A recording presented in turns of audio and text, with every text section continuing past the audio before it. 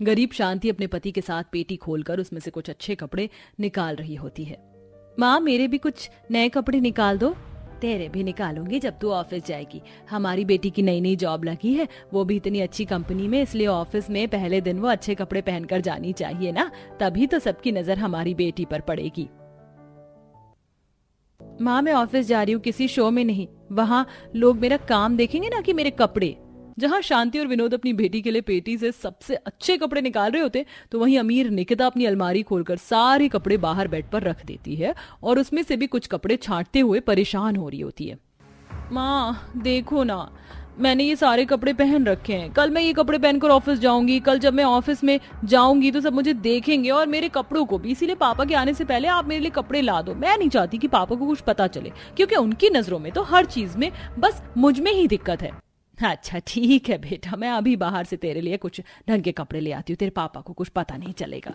इतना बोलकर सुमित्रा बाहर से निकिता के लिए कुछ महंगी ड्रेस लेकर आती है और इसी तरह पूरा दिन बीत जाता है। अगली सुबह राधा जल्दी तैयार होती है और जब वो ऑफिस के लिए निकलने लगती है तो उसके पिता उससे कहते हैं, अरे बेटिया, तू अकेली कहाँ जा रही है? आज तेरा ऑफिस का पहला दिन है। रुक, मैं तुझे छोड़ आता हूँ ताकि तू लेट ना हो। विनोद के कहने पर राधा अपने पिता के ऑटो में बैठ जाती है और विनोद अपनी बेटी को अपने ऑटो से उसके ऑफिस तक छोड़ता है। पापा, अब आप जाओ। ठीक है बेटा, अपना ख्याल रखना। विनोद अपनी बेटी को ऑफिस के बाहर तक छोड़कर अपना ऑटो लेकर वहां से चला जाता है और ऑफिस के बाहर खड़ा वॉचमैन ये देख मुंह बनाते हुए एक रजिस्टर राधा को देता है, जिसमें राधा अपनी एंट्री कर रही होती है। तभी वहां अपनी गाड़ी से निकिता आती है और उसका ड्राइवर हाथों में छाता लिए ऑफिस के दरवाजे तक उसे छोड़ता है। अब चौकीदार निकिता और उसके ड्राइवर को देख वो नमस्कार करता है।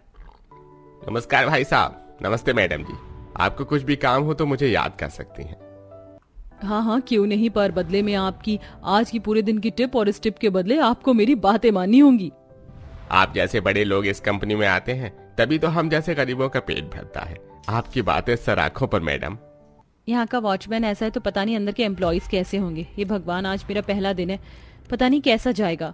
राधा ये सब देखकर काफी घबरा जाती है तो वहीं निकिता राधा को ऊपर से नीचे तक घूरती है और मुंह बनाकर ऑफिस के अंदर जाती है। अब जैसे ही राधा ऑफिस में जाती है, वहां के कुछ एम्प्लॉइज राधा को देख आपस में बातें करने लगते हैं। तुम इस ऑफिस की न्यू एम्प्लॉय हो? हाँ, और आज मेरा पहला दिन है।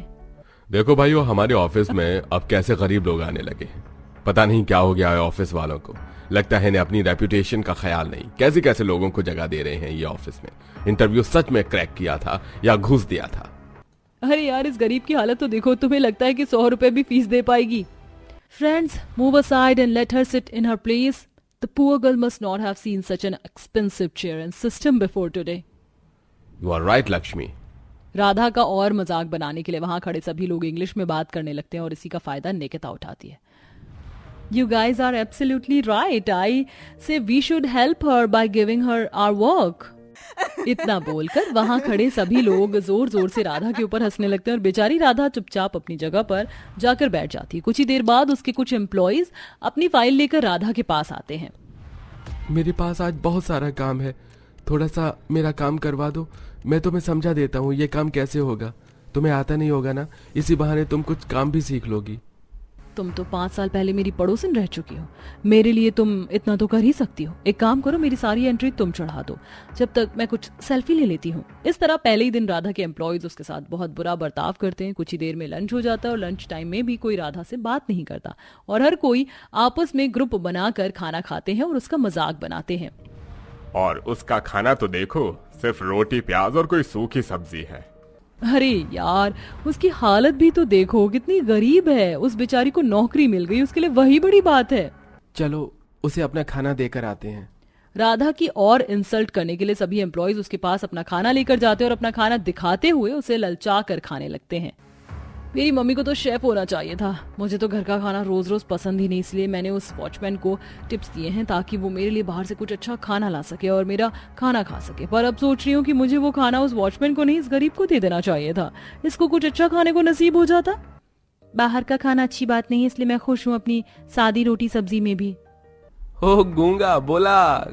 राधा सबसे परेशान होकर वहां से दोबारा अपनी सीट पर जाकर बैठ जाती है और काम करने लगती है। देखते ही देखते शाम हो जाती है और जब घर जाने का समय होता है तो कुछ एम्प्लॉय जानबूझकर उसे घर नहीं जाने देते। ना तुमने मेरा काम खत्म किया और ना ही रवि का, फिर भी तुम अपनी जगह से उठ कैसे सकती हो? पता नहीं जब तक काम खत्म ना हो जाए। तुम घर नहीं जा सकती? मैं यहाँ अपना काम करने आई हूँ जो कि मैंने कर लिया है, तुम अपना काम खुद संभालो। इतना बोलकर राधा अब जैसे ही ऑफिस से बाहर जाने लगती है वो लोग दरवाजा बंद कर देते हैं, पर उसी वक्त राधा का मैनेजर अर्पित वहां आ जाता है। ये सब क्या हो रहा है? आप सब अब घर जा सकते हैं, ऑफिस टाइमिंग खत्म हुई। और राधा, मुझे तुमसे कुछ बात करनी है, केबिन में आ जाओ। मैनेजर को देख सब अपना सामान उठाते हैं और घर के लिए जाने लगते हैं। पहले ही दिन मैनेजर ने उसे केबिन में बुला लिया, पता नहीं बेचारी की नौकरी रहेगी भी या नहीं। अगर उसे वार्निंग देने के लिए बुलाया गया है केबिन में या काम से निकाला जा रहा, जो भी हो, बहुत अच्छा किया जा रहा है उसके साथ। हमारे ऑफिस में ऐसे गरीबों की जगह नहीं, पता नहीं कैसे लग गई हमारे ऑफिस में। सभी एम्प्लॉय राधा के ऑफिस छोड़ने की आपस में बात करते हैं और घर चले जाते हैं। अगले दिन जब सब ऑफिस आते हैं तो राधा को ना देख सब काफी खुश होते हैं और इसी तरह समय गुजरता है और देखते ही देखते 3 साल बीत जाते हैं और 3 साल बाद राधा उसी ऑफिस में HR के रूप में आती है। Hey, from now on I'm your new HR and all the responsibility of this branch is now in my hand. So let me tell you all that now some new rules will be made in the company and next month there's a small function in our company and in this function you all will be given awards. Your salary and post will also be increased. Then you all will know what work you all did throughout the year. इस गंवार ने English बोलनी कब सीखी और ये हमारी HR है।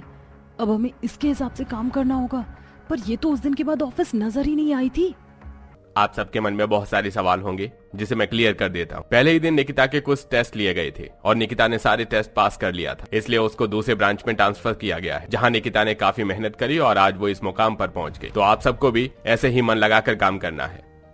जब सभी एम्प्लॉइज को राधा के बारे में पता चलता है तो उनके पैरों तले जमीन खिसक जाती है। इसी तरह कुछ दिन बीत जाते हैं और सुरेश को पता चलता है कि उसकी बेटी के ऑफिस में एक छोटा सा फंक्शन है। क्या हमारी बेटी के ऑफिस में फंक्शन है? कितने साल हो गए, अब तो उसने काम सीख लिया होगा। कल तो मैं गर्व के साथ जा सकूंगा और अपनी बेटी को अवार्ड लेता हुआ देखूंगा। जब मेरी बेटी पहले दिन ऑफिस गई थी तब कैसी थी और अब कैसी है? इतने सालों में हमारी हालत भी कितनी बदल गई है। मुझे तो उस पल का इंतजार है जब मेरी बेटी के हाथों में बेस्ट एम्प्लॉय का अवार्ड होगा। और मुझे भी, ताकि मैं भी अपने दोस्तों को बता सकूं। सुरेश और विनोद दोनों ही काफी खुश थे। अब वह जब ऑफिस फंक्शन में जाते हैं तो सुरेश देखता है कि बेस्ट एम्प्लॉय का अवार्ड राधा को मिल रहा है और इन कुछ सालों में ना सिर्फ उसकी पोस्ट बढ़ी है बल्कि उसकी सैलरी भी डबल हो चुकी है। देख सुरेश की सारी उम्मीद टूट जाती है और वो घर आकर अपनी बीवी और बेटी से कहता है, तुम कुछ नहीं कर पाओगी, हमने जगह बदल दी ये सोचकर कि अच्छे एनवायरनमेंट में तुम कुछ अच्छा सीखोगी। पर देखो उस गरीब राधा को, वो वहीं रहकर कहां पहुंच गई और तुम वहीं रह गई। अब वादे के अनुसार मैं तुम्हारी शादी करवाऊंगा। बहुत सिफारिश कर ली मैंने तुम्हारे लिए, इस कंपनी में भी मैंने तुम्हें अपनी सिफारिश से लगवाया था, पर मुझे पता चल चुका है कि तुम कुछ नहीं कर सकती। निकिता अपने पिता की सिफारिश से बड़ी मुश्किलों से कंपनी में लग तो गई थी, पर वो कभी कुछ कर नहीं पाती। इसके बाद सुरेश निकिता की शादी करवा देता और निकिता ससुराल में बस पति और घर संभालती रह जाती है और वहीं राधा दिन पर दिन तरक्की करती है। अरे वाह दीदी, ये हार, ये लहंगा देखने से तो सारी चीजें बहुत ही महंगी लग रही हैं। वो तो है और महंगी तो होंगी ही। पता चला है कि मेरे होने वाले ससुराल के लोग बड़े अमीर हैं। उनका तो घर भी समुद्र के पास है। पता है वो मुंबई के सी फेसिंग घर में रहते हैं। वाह दीदी, भाग खुल गए आपके तो, मुंबई में ससुराल मिला और वो भी इतना अमीर।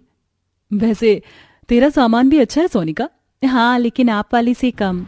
ऐसे क्यों बोल रही है? देख, हमने सुना है कि जिन लोगों में तेरा रिश्ता लग रहा है ना, वो लोग बड़े अच्छे हैं और सबसे ज्यादा जरूरी अच्छाई ही होती है, क्योंकि जहाँ अच्छाई होगी वहाँ खुशी होगी और जहाँ खुशी है उससे अच्छा क्या हो सकता है। ये तो आपने सही कहा दीदी। थैंक्स दीदी, आप हमेशा ही मेरी प्रॉब्लम्स का सोल्यूशन बता देती हो। सोनिका ऐसे बोलकर अपनी बड़ी बहन राधिका से लिपट गई। राधिका और सोनिका दोनों बहनें थीं जो कि आगरा के एक छोटे से कस्बे में रहती थीं। वहीं उन दोनों की शादी मुंबई के घरानों में तय हो गई थी। सोनिका जो कि छोटी बहन थी, उसका रिश्ता एक चौल में तय हुआ था और राधिका का बड़े अमीर घराने में रिश्ता लगा। देखते ही देखते कुछ दिन और दोनों बहनें साथ रहीं और वो दिन भी आ गया जब उनकी शादी हुई। शादी के लगभग 1 हफ्ते बाद। माँ जी और बाबा, आटा तो खत्म हो गया है। अब आप कहें तो मैं आज के खाने में दाल और चावल बना लूं क्या? बना ले बहू, पूछ क्यों रही है?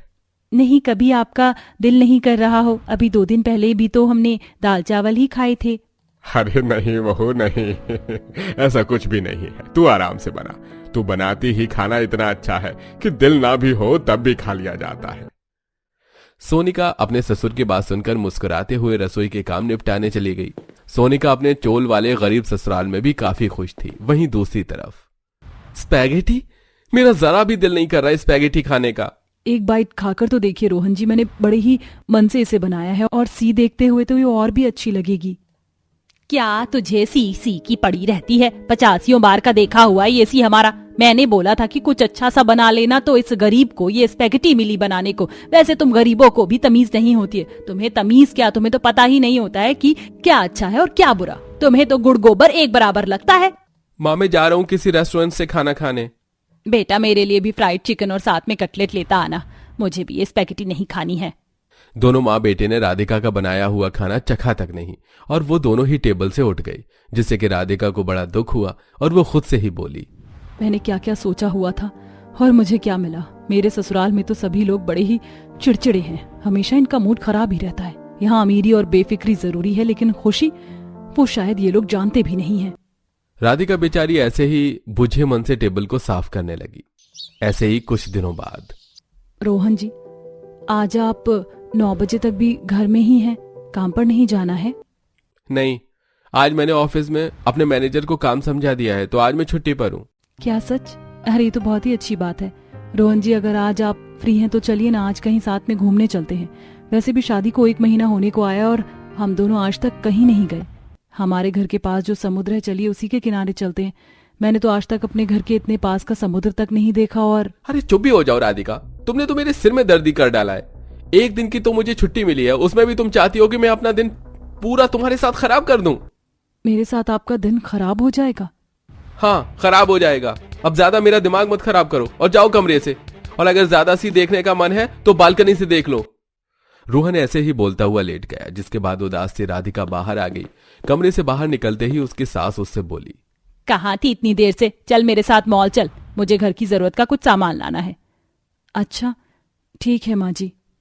राधिका शारदा के साथ जाने को राजी हो गई, जिसके बाद शारदा और राधिका दोनों मॉल जाने को निकल गईं। कुछ ही देर में अपनी गाड़ी से राधिका और शारदा मॉल पहुंच भी गईं, जहां आटा ले लेती हूँ और वाह ये ड्राई फ्रूट्स भी कितने अच्छे लग रहे हैं, ये भी ले लेती हूँ। शारदा ने ऐसे बोल बोल कर काफी सारा सामान ले लिया। वहीं राधिका भी उससे बोली, माँ जी ये थोड़े से फ्लैक्स सीड्स और एवोकाडो भी ले लीजिए। नहीं बिल्कुल भी नहीं, किस लिए चाहिए एवोकाडो और फ्लैक्स सीड्स? बेकार की चीज में पैसा बिल्कुल भी जाया नहीं करूंगी। माना कि हम अमीर हैं, लेकिन पैसा देखकर ज्यादा फ्लो में मत आ। लेकिन माँ जी मैं कहाँ फ्लो में आई हूँ, मैंने तो अभी तक बस एक ही चीज खरीदने को बोला है। राधिका बेचारी ने काफी हिम्मत करके अपनी डिमांड्स रखी, जिनको भी पूरा नहीं किया गया। शारदा ने शॉपिंग तो की, लेकिन सब बस अपनी मनमर्जी की। एक तरफ ये सब चल रहा था तो वहीं दूसरी तरफ, ये लीजिए माँ आपकी वेनिला वाली, सोनिका तुम्हारी चॉकलेट वाली और मेरी और बाबा की बटर स्कॉच आइसक्रीम। शुक्रिया रोहित जी। अरे वाह, परिवार के साथ ऐसे पार्क वगैरह में आकर आइसक्रीम खाने का मजा ही कुछ और है। क्या हुआ अगर हम मुंबई की चौल में रहते हैं तो हम गरीब भी इंजॉय कर सकते हैं, महंगी महंगी जगहों पर ना सही सस्ती जगहों पर। दुर्गा की बात सुनकर सभी मुस्कुराने लगे। सोनिका का पूरा परिवार अपनी बहू के साथ पार्क में आया हुआ था। कुछ देर वो लोग वहां रहे और उसके बाद, बहू तू अब मेरे साथ चल, सब्जी लेते हुए घर चलेंगे। और तुम दोनों घर लौट जाओ, हम बस सब्जी लेकर आ रहे हैं। दोनों सास बहू ऐसे ही बोलकर सब्जी लेने जाने को निकल गईं। कुछ ही देर में वो सब्जी मंडी पहुंच गईं, जहां माँ जी आप कौन सी सब्जी लोगी? तो बता बहू, कौन सी सब्जी तू शौक से खाएगी? माँ जी मेरा मन तो आलू गोभी खाने का हो रहा है। चल तो फिर आलू गोभी ही ले लेते हैं। सोनिका ने जो बोला उसकी सास ने वही सब्जी उसके लिए खरीद ली और फिर घर जाकर सोनिका ने ही उसे बनाया, जिसको सभी ने काफी शौक से खाया। दोनों बहनों की जिंदगी कुछ इस तरह से गुजर रही थी। एक के पास पैसा था लेकिन खुशी नहीं, और दूसरी पर खुशी थी जिससे कि पैसे की कमी भी पूरी हो जाती थी। ऐसे ही सिलसिला जारी था कि एक दिन, राधिका दीदी मैंने सुना है कि मेरी चौल आपके ससुराल से ज्यादा दूर नहीं है। हाँ तो दीदी मेरा बड़ा मन है समुद्र देखने का, क्या मैं अपने परिवार के साथ आपके घर आ जाऊं? फिर हम सभी सी साइड चलेंगे और खूब मजे करेंगे। अब मैं सोनिका को क्या बताऊं कि मैं तो आज तक खुद भी सी साइड नहीं गई हूँ। मेरे ससुराल वाले ऐसे नहीं हैं। सोनिका तू क्यों इतना कष्ट करती है? हम दोनों कहीं बाहर मिलते हैं ना, या फिर मैं तेरे घर आ जाती हूँ। ठीक है दीदी कहीं बाहर नहीं, आप मेरे ही घर आ जाओ। चौराहे पर मैं आपको खड़ी हुई मिल जाऊंगी, तो फिर हम वहां से दोनों साथ चलेंगे। सोनिका ने ऐसे बोलकर फोन काट दिया। राधिका का भी अपने घर में मन नहीं लग रहा था, तो वो बिना किसी को बताए ही सोनिका के घर जाने को निकल गई।